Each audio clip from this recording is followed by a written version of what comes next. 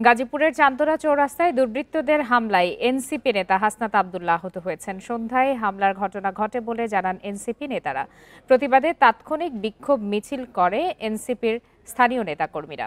Police ও স্থানীয়রা জানান, সন্ধ্যায় বাসন এলাকায় হাসনাত আব্দুল্লাহর গাড়িতে 10 থেকে 12 জন সন্ত্রাসী হামলা চালায়। এ সময় গাড়ির গ্লাস ভেঙে তার হাত কেটে রক্তাক্ত হয়।